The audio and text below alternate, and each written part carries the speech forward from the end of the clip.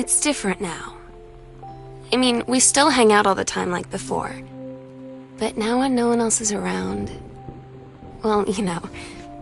So you could say we're dating. But it's secret. Secret dating? I don't know. I mean, I guess that's the real difference. Now when we get off the phone, or go home for the night, or it's just quiet and we're alone, we say I love you.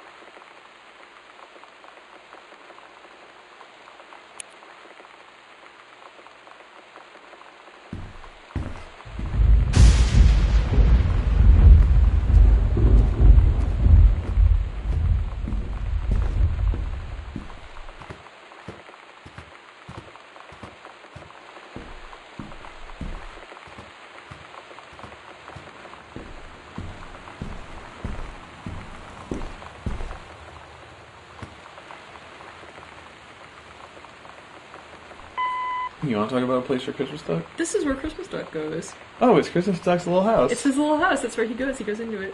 There was something that I always assumed would happen. I know that some people did do it because we got tweets, you know, like on the day of release or whatever of people referring to this. Right. But kind of based on the gnome in Half-Life 2 Episode 2 or whatever, and just a general, I think, instinct to take the first kind of personified thing that you encounter and drag it around the house with you. Yeah, you know, like try to take it to the end of the, like take it all the way there with you or whatever. I knew that some people were going to take Christmas Duck all the way from the beginning of the game to the end of the game, and that we needed to pay that off somehow. I used the putback system that in almost all cases is just used to, okay, you pick up a clean Xbox and now you can put it back where you got it. But in reality, I can put one of those putback triggers anywhere in the game that I want. So there's one putback trigger for Christmas Duck where you initially pick him up, and then I put another putback trigger for Christmas Duck here. But yeah, if you bring Christmas Duck up here, you get Katie's interaction prompt that says, "There you go, Christmas Duck," and you put him back in his little nest, and he gets to go back to his home at the end of the game. Good old Christmas Duck.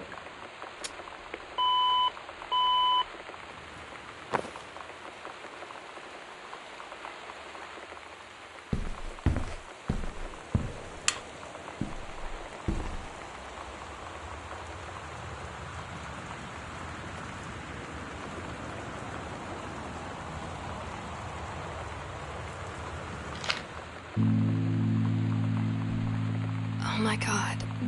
Katie, I fell asleep in the attic, in Lonnie and my old spot, and I missed the first 2 calls. I just barely caught the third one before the machine got it.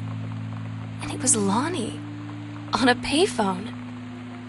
She'd been on the bus to Basic, and she said she couldn't think of anything but me and us, and that she couldn't go through with it, with the army and being apart and all of it. And so she got off the bus in Salem. She said, "Sam, I want you to pack up everything you can and get in your car and come find me. And let's just drive until we find somewhere for us." And she asked me if I could do that. And I said yes. Yes.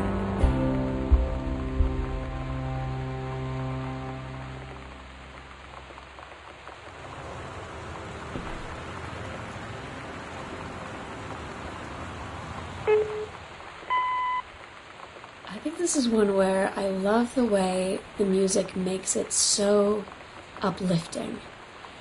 Because it starts out in this very, sad point where it's sort of just like, you kind of don't know what, I don't know, to me it was very emotionally ambiguous in a sense. I mean, she's saying like, oh my god, I can't believe it, like something's happened, something's gone wrong. And as she kind of unravels the story about how she missed the first 2 calls, which then take you right back to one of the first things you probably do when you get in the house was find the voice recorder. So I love how it loops it around, and then it starts building this positive feeling of like, how this isn't the end. And we are going to see each other again. And there's this wonderful elation that she sort of dawns on in a funny way. And that, yeah, it's just, it's so hopeful, and it's really nice to connect to that and just try and express a little bit of levity after so much weight has built up over the course of her life in this little window.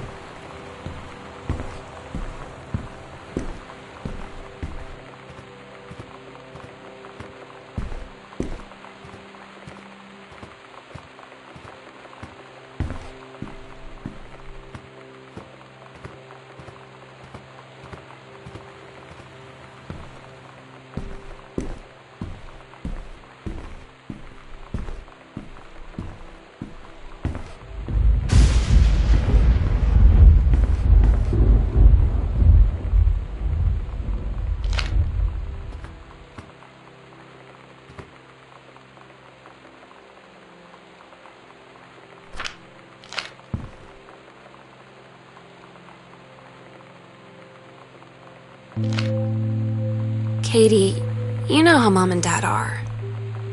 Not exactly super open-minded about things.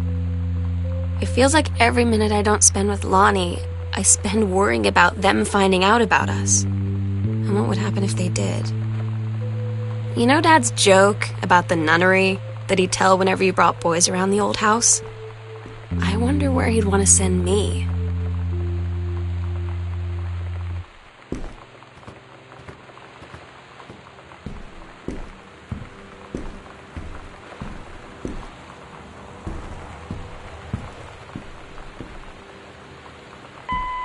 It's one of those things where we had always wanted to... Well, A, we had wanted to pay off Sam's darkroom by letting you go in it and see photos that she had taken. And B, this started from a point of me just being like, oh, we'll end the game the same way we ended Minerva's Den. It'll be fine.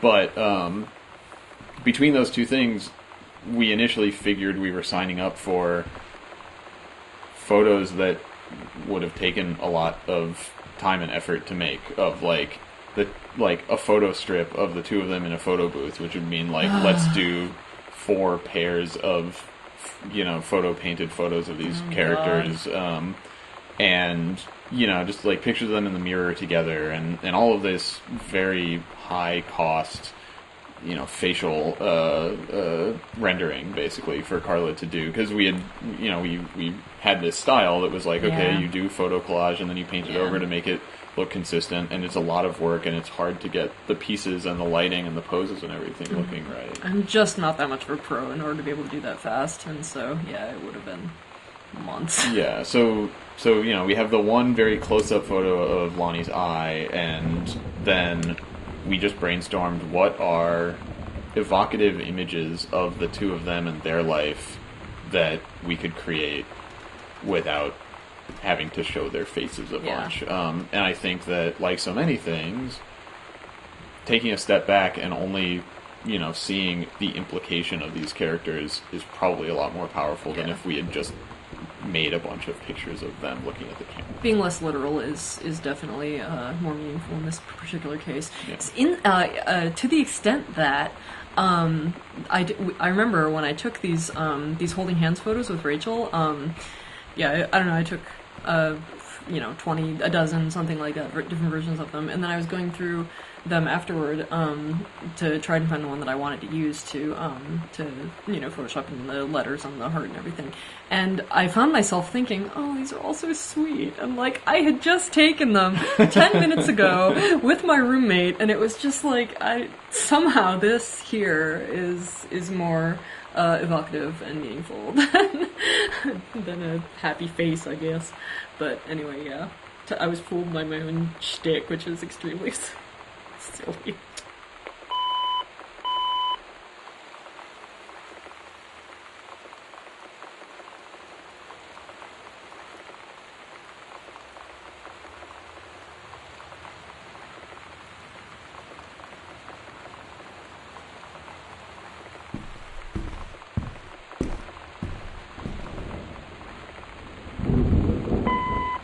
So this is the last room in the game, or at least the last room chronologically in the story. You made it.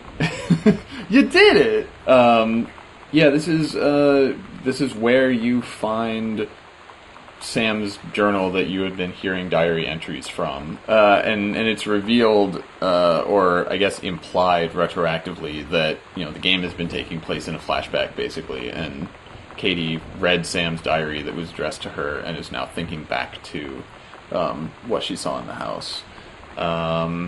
So thanks for playing through with commentary mode and listening to us and Yonaman and Kate and Sarah Grayson and Chris Remo and Corin Tucker from Heavens to Betsy and Slater Kinney, who, again, thank you to her for taking her time to record some of her recollections and thoughts for this. But yeah, just thanks for playing, and we hope that you got something good out of all of our jibber jabber. It's okay if you didn't. Bye, everybody. Bye. Goodbye. We love you. Yeah, I guess.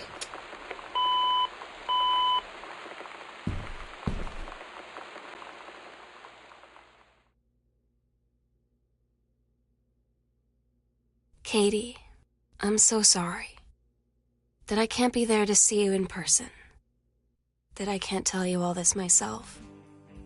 But I hope as you read this journal and you think back, that you'll understand why I had to do what I did, and that you won't be sad, and you won't hate me, and you'll just know that I am where I need to be. I love you so much, Katie. I'll see you again someday. Love, Sam.